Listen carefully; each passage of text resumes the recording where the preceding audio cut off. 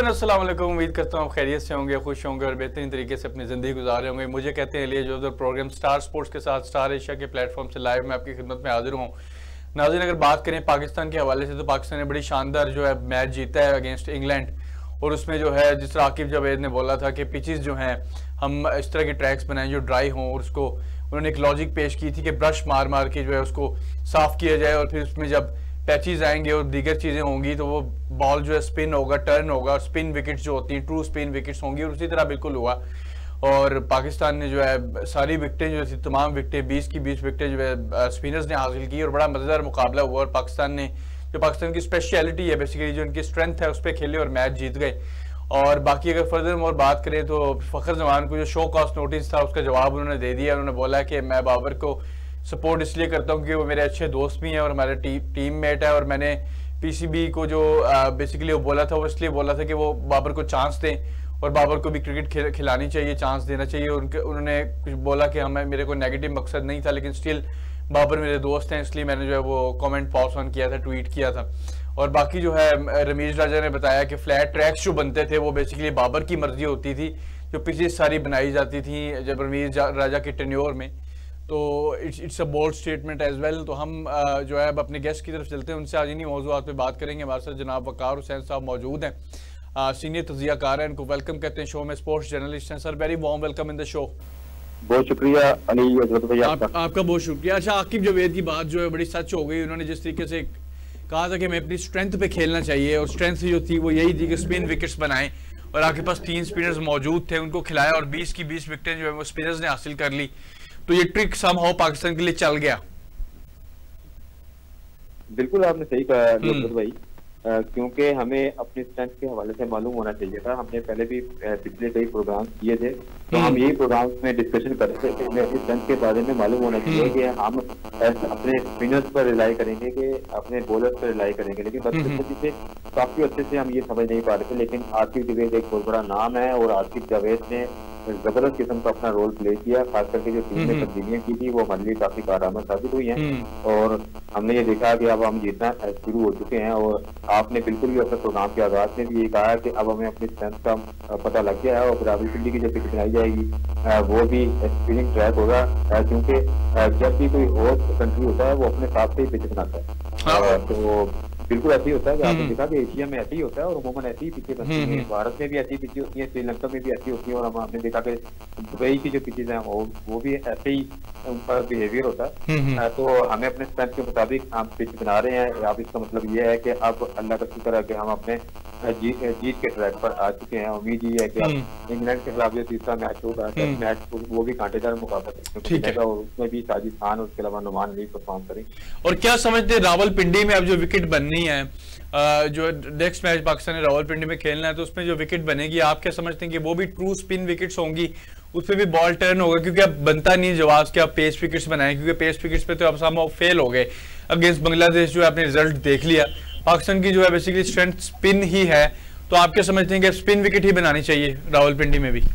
बिल्कुल अली ऐसे ही होना चाहिए, अपनी स्ट्रेंथ के मुताबिक ये पिचेस बनानी चाहिए। लेकिन माजी में हमने ये देखा कि रावलपिंडी की जो पिचेस हैं वो जितने भी टेस्ट मैचेस देखे हैं वो फास्ट बॉलर्स के लिए काफी ट्रूथफुल रही हैं। लेकिन अब यह है कि आकिब जावेद के आने की बदौलत और हमें अब अपने स्ट्रेंथ के बारे से पता लगता जा रहा है कि हमने ये देखा कि आखिरी इनिंग्स में सिर्फ हमारे स्पिनर्स ने ही इंग्लैंड के तमाम बैटर्स को आउट किया था।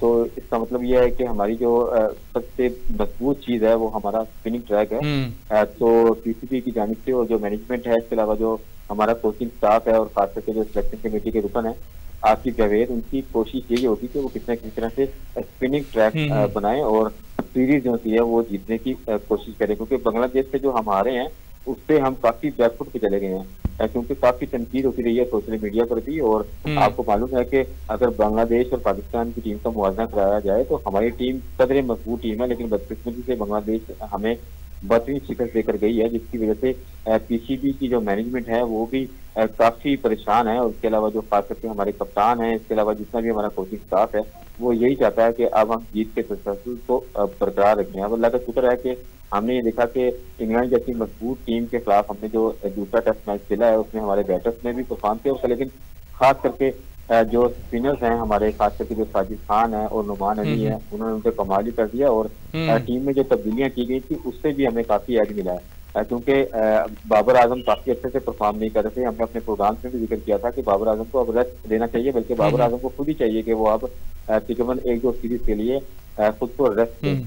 लेकिन आसिफ जावेद आए, उन्होंने शहनशाह अफरीदी, नसीम शाह और इसके अलावा बाबर आजम को रेस्ट देने के लिए टीम से आउट किया और उनकी जगह पर कामरान गुलाम को टीम में शामिल किया। और कामरान गुलाम, आपको पता है कि डोमेस्टिक में काफी अच्छे से वो परफॉर्म कर रहे थे, सेंचुरीज भी कर रहे थे, डबल सेंचुरीज भी कर रहे थे, लेकिन बदकिस्मती से उनको चांस नहीं दिया जा रहा था। आपकी जो कामरान गुलाम है उनका मैं मुआवजा करवाना चाहूंगा आबिद अली से, क्योंकि आबिद अली भी आपने देखा था कि काफी अच्छे से डोमेस्टिक क्रिकेट में काफी परफॉर्म कर रहे थे, सेंचुरीज भी कर रहे थे और इसके अलावा जबरदस्त तरीके से वो अपना रोल प्ले कर रहे थे, लेकिन बदकिस्मती से उनको पाकिस्तान टीम में मौका नहीं मिल रहा था और काफी अच्छे से वो सिलेक्शन कमेटी का दरवाजा खटखटा रहे थे। लेकिन बाद में उनको जब मौका दिया गया तो आपने ये देखा कि उन्होंने जबरदस्त किस्म का परफॉर्म किया और रावलपिंडी में जो टेस्ट हुआ था उसमें उन्होंने रिकॉर्ड्स भी बनाए थे। तो इसका मतलब ये है कि हमारे पास जो डोमेस्टिक सेक्टर में जो प्लेयर हैं वो काफी अच्छे खेलने वाले हैं, उनको चांस मिलना चाहिए। बल्कि कामरान गुलाम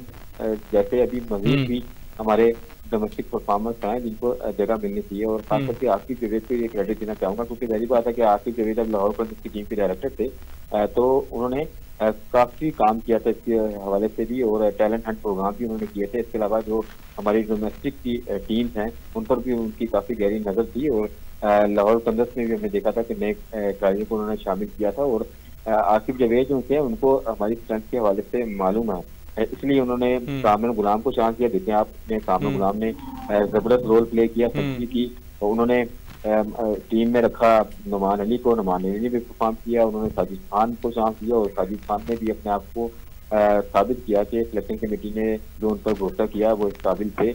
और आपने देखा कि सिलेक्शन के जो पाकिस्तान क्रिकेट बोर्ड के चेयरमैन हैं मोहसिन नकवी, उन्होंने भी अप्रिसिएशन दी है। इसके अलावा हर जगह से अप्रिसिएशन मिल रही है, खास करके आसिफ जावेद को मिल रही है। आसिफ जावेद को ये क्रेडिट जाता है कि उन्होंने टीम की मजबूती के लिए काम करना शुरू कर दिया। अब आप देखते हैं कि तीसरे टेस्ट मैच में अब उनकी हिकमत अमली क्या रुख तैयार करती है। बहरहाल अब ये है कि अब हमारे लिए ये जीत बहुत जरूरी थी, क्योंकि काफी अच्छे से हम टेस्ट मैचेस हारते आ रहे थे, तो हमारे लिए जीत बहुत जरूरी है। उम्मीद यही है कि अब इस जीत से हमारे जो पाकिस्तान टीम के प्लेयर्स हैं उनको हौसला मिलेगा और वो अब बेहतर तरीके से परफॉर्म करना शुरू। अच्छा, कामरान गुलाम को जो शामिल किया गया टीम में, डेब्यू किया, डेब्यू पे 100 कर दिया, बड़ी बात होती है। कोई 20-21 खिलाड़ी सिर्फ पाकिस्तान के ऐसे हैं जिन्होंने डेब्यू पे 100 किया है, तो उसमें कामरान गुलाम भी अब शामिल हो गए हैं। और एक प्रेशर मोमेंट था क्योंकि बाबर आजम एक की प्लेयर हैं, उनको रिप्लेस करना और रिप्लेस करके सेंचुरी कर देना, ये बड़ा एक ज़बरदस्त इनके लिए कामरान गुलाम की क्रेडिट में जाती है बात, क्योंकि प्रेशर गेम था। तो आप बेसिकली कामरान गुलाम को किस तरह रेट करते हैं, और ये भी बताइए कि कामरान गुलाम टीम में आ गए हैं तो बाबर की किस तरह प्लेस बनेगी दोबारा टीम में? बिल्कुल, बाबर आजम एक बहुत बड़ा नाम है, लेकिन बदकिस्मती से काफी अच्छे से वो परफॉर्म नहीं कर रहे थे। 18 इनिंग्स में भी पिछली हम देखें तो उनका कोई खातिर खा रन नहीं उन्होंने बनाए हैं, जिसकी वजह से सोशल मीडिया पर भी काफी तनकीद हो रही थी। और अक्सर हम अपने प्रोग्राम में भी जिक्र कर रहे थे। इसके अलावा जो क्रिकेट के माहिरीन हैं वो भी यही कह रहे थे कि बाबर आजम को अब रेस्ट देना चाहिए था, बल्कि बाबर आजम को खुद ही चाहिए था कि वो अब ये कहते हैं कि उनके ऊपर काफी वर्क लोड है, जिसकी वजह से वो अपने आप को थोड़ा सा इजी फील नहीं कर रहे हैं, तो वो अब रेस्ट करना चाहते हैं। क्योंकि वो अब जब टीम से थोड़ा बाहर होंगे तो जाहिर बात है वो अपने ऊपर वर्क करेंगे, इसके अलावा नेट पर प्रैक्टिस करेंगे और अपनी खामियों पर नजर दोहराएंगे कि उनको अब क्या करने की जरूरत है। लेकिन कामरान गुलाम की जहाँ तक आपने बात की, तो कामरान गुलाम ने जबरदस्त किस्म की इनिंग्स खेली है। और आबिद अली का मैंने जिक्र किया था, तो आबिद अली ने भी डेब्यू में सेंचुरी स्कोर की थी, क्योंकि जो आबिद अली हैं वो भी काफी अच्छे से परफॉर्म कर रहे थे, उनकी भी उम्र गुजरती जा रही थी। आपने देखा कि कामरान गुलाम जैसे हैं वो भी काफी अच्छे से सिलेक्शन कमेटी के दरवाजे खटखटा रहे थे, और सिर्फ उन्होंने वनडे क्रिकेट में डेब्यू किया था तो वहाँ भी उन्होंने शानदार परफॉर्मेंस दी थी। लेकिन बदकिस्मती से बाद में वो पॉलिटिक्स की नजर हो गए, उन्हें टीम में शामिल नहीं किया गया। और चाहिए तो यही था ना कि जब कोई प्लेयर परफॉर्म कर रहा है तो उसको मुतवातर तरीके से चांस मिलने चाहिए थे।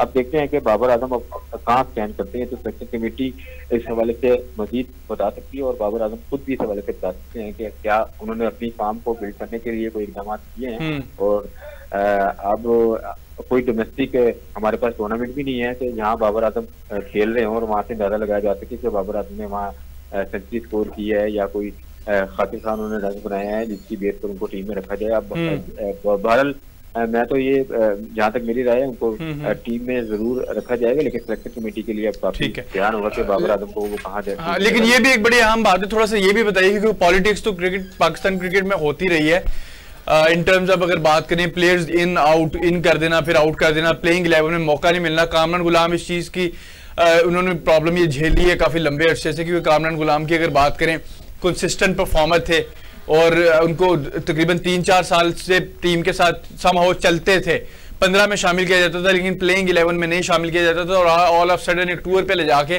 फारिग कर दिया जाता था विदाउट उनको टीम में शामिल किए।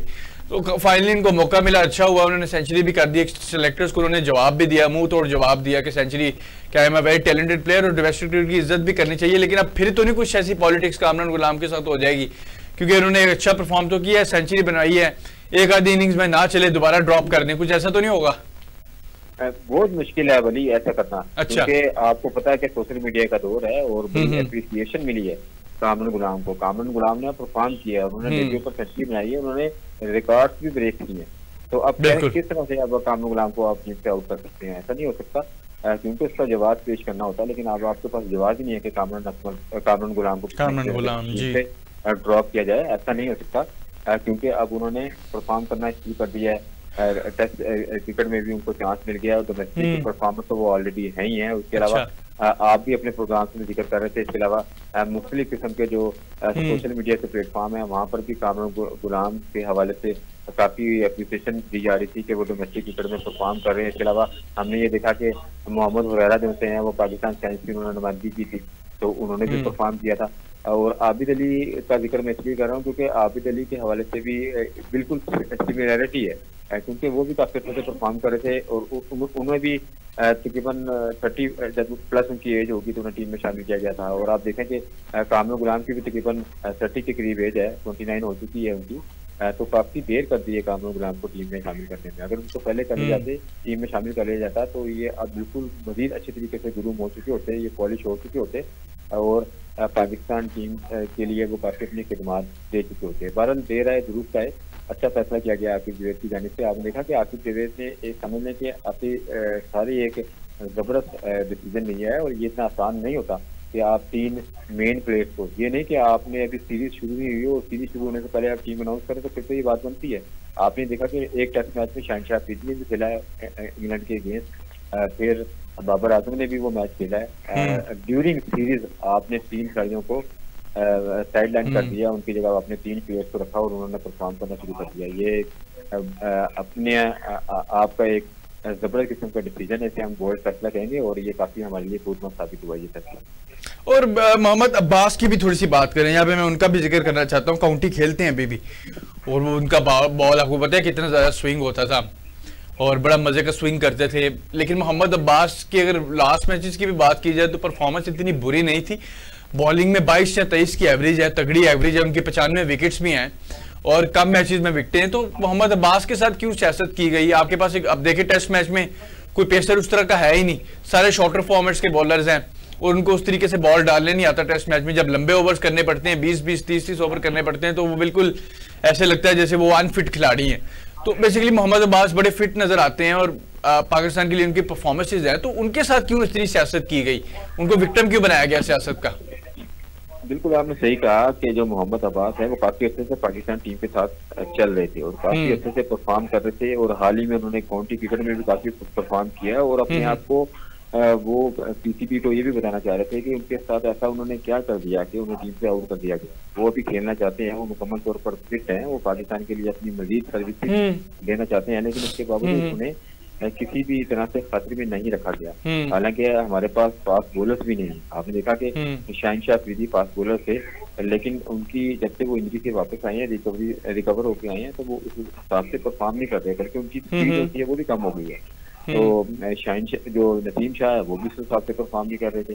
तो यहाँ पर मोहम्मद अब्बास को लाजमी रखना चाहिए था, वो टेस्ट के स्पेशलिस्ट फास्ट बॉलर थे। काफी अच्छे से हम देख रहे हैं ना कि टीम न्यूजीलैंड का टूर करे, इंग्लैंड का टूर करे, एशियाई ममालिक का टूर करे, तो वहाँ पर मोहम्मद अब्बास हमारे की बॉलर होते थे और उन्होंने काफी परफॉर्म किया। उनके साथ ज्यादती की गई है, मोहम्मद अब्बास को लाजमी टीम में शामिल किया जाना नहीं। लेकिन थोड़ा सा इसके ऊपर पस मंजर की तरफ भी जाते हैं, थोड़ा सा ये बताइए कि आपको क्या खबर है इस बारे में, क्योंकि आपने भी जर्नलिज्म किया है माशाल्लाह से, और काफी तगड़ा जर्नलिज्म किया है। तो थोड़ा सा ये बताइए कि क्या ऐसा क्या हो गया, क्या क्या कॉन्सिक्वेंसेस तो भुगते में पाकिस्तान क्रिकेट टीम में। पाकिस्तान क्रिकेट टीम के पास कोई इस तरह का पैसा ही नहीं है, लेकिन अब्बास के साथ ऐसी सियासत क्यों की गई? अंदर की क्या बात है इसमें? किसी को लाना था, क्या करना था? बिल्कुल, आपने देखा ना कि सिलेक्शन कमेटी भी हमारी मुख्तलिफ यानी कि फॉर्म नहीं होती थी, चेंज होती रहती थी। सिलेक्शन कमेटी आपने मुंतखब की है, उसके अरकान आपने रखे हैं, तो तकरीबन 2-3 माह उसने काम किया, उसके बाद आपने नई सिलेक्शन कमेटी के रुकन बना ली, उसके बाद उसको तहलील कर दिया, आपने नई सिलेक्शन कमेटी बना ली। तो सिलेक्शन कमेटी में जब मुख्तलिफ किस्म के जो क्रिकेटर्स आते हैं तो वो अपने हवाले से फैसला करते हैं, उनको जो बेहतर लगता है या वो ये समझते हैं कि अभी इसकी जगह नहीं बनती है, फलां बॉलर की जगह बनती है।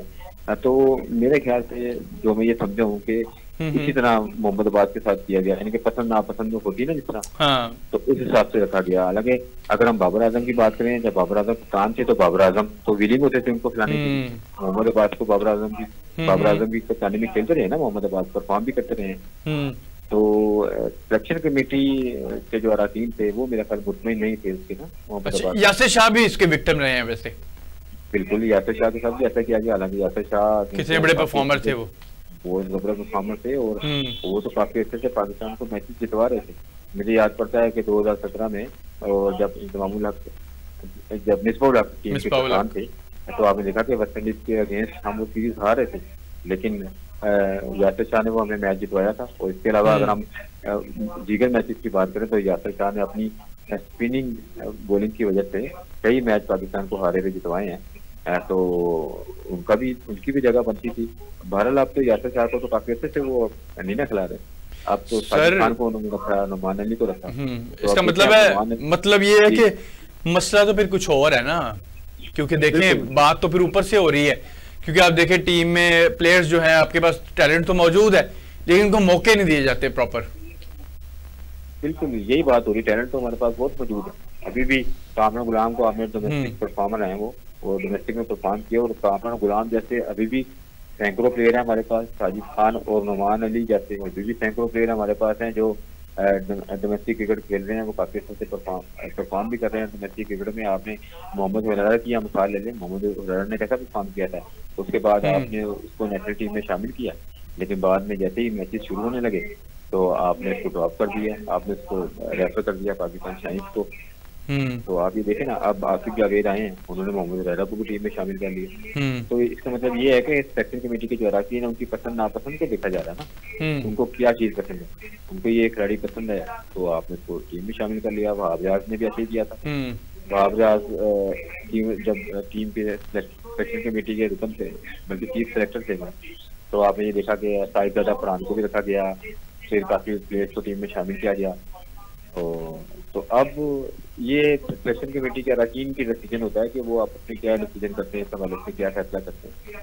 तो साजिद खान ने तो बड़ा खुल के बोला, उन्होंने बड़ी बोल्ड स्टेटमेंट दी, और जैसे वो डरे भी नहीं पीसीबी से। बेसिकली उन्होंने एक इंटरव्यू में बोला, जब वो मैच के बाद पोस्ट मैच इंटरव्यू होता है, तो उन्होंने कहा कि मैं परफॉर्मेंस के हवाले से तो मेरी इतनी परफॉर्मेंस है, लेकिन मुझे बताए बगैर परफॉर्म करने के बावजूद टीम से बाहर कर दिया जाता है, बताया भी नहीं जाता। बिल्कुल, उन्होंने बिल्कुल सही बात की थी, क्योंकि पोस्ट मैच प्रेस कॉन्फ्रेंस जब साजिद खान ने की थी तो उनसे क्वेश्चन किया गया था सिलेक्शन कमेटी के हवाले से भी कि आपको क्या शामिल किया जाएगा। तो उन्होंने ये कहा कि सिलेक्शन कमेटी ने क्या करना है, अल्लाह ताला की ज़ात होती है, वो रिस्क देने वाली है। क्योंकि उनकी प्रेस कॉन्फ्रेंस ये काफी जा रहा था कि वो भी सिलेक्शन कमेटी से कुछ नहीं थे। पहली बात है, वो भी काफी अच्छे से परफॉर्म कर रहे थे, डोमेस्टिक क्रिकेट में उन्होंने परफॉर्म किया। फिर हाल ही में वो इंग्लैंड से वापस आए थे, वहां पर भी उन्होंने परफॉर्म किया। तो जाहिर बात है, दुख तो होता है ना, एक परफॉर्मर होता है, उसकी परफॉर्मेंस नजर आ रही होती है, बोर्ड को नजर आ रही होती है, और पीसीबी की जानिब से भी एक स्टांस यही होता है कि जो डोमेस्टिक क्रिकेट में परफॉर्म करेगा उसको हम टीम में शामिल करेंगे। जब डोमेस्टिक क्रिकेट में लोग खिलाड़ी परफॉर्म करते हैं तो वो तो खुश हो जाते हैं ना कि हमें टीम में शामिल किया जाएगा, लेकिन बदकिस्मती से जब टीम अनाउंस होती है तो वो बेस्ट परफॉर्मर टीम में होता ही नहीं है, तो उसको दुख तो होता है ना।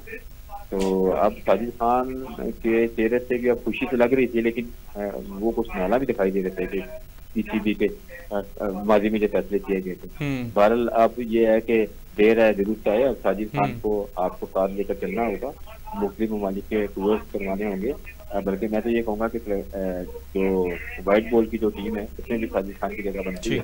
अब इनको चाहिए कि इसको अब प्रोफेशनल तरीके से आगे लेकर चलें और लॉन्ग टर्म में इसको आगे लेकर चलें ताकि ये पाकिस्तान। अच्छा, एक चीज उसमें और बताइए, कुछ ऐसी बात थी, कुछ हफीज ने भी इस तरह की स्टेटमेंट दी थी या किसी सीनियर खिलाड़ी ने इस टाइप की स्टेटमेंट दी थी कि साजिद खान जब जा रहे थे तो एक सीरीज के लिए जा रहे थे तो उनका एक्शन थोड़ा सा रिपोर्ट हुआ था, फिर पीसीबी ने उनको स्लो डाउन किया और समहाउ टीम से साइडलाइन किया क्योंकि वो चाहते नहीं थे कि उनका उस तरीके से प्रॉब्लम हो या कोई एक्शन को लेके बात हो, तो उनको समहाउ रेस्ट दे दिया गया और दोबारा टीम में आए हैं। कुछ ऐसी इसमें बात है कि साजिद खान का एक्शन जो है वो रिपोर्ट होने जा रहा था? अली, अगर ऐसी बात होती तो ये बात नजर आम पर आ जाती, ठीक है, तो पता लग जाता है कि इस हवाले से चीजें रिपोर्ट हो गई हैं। आपको पता है कि सोशल मीडिया भी काफी एडवांस है और इसके हवाले से कुछ ना कुछ खबर ब्रेक होनी थी। लेकिन बहरहाल ये है कि मोहम्मद हफीज जो है वो भी एक बहुत बड़ा नाम है।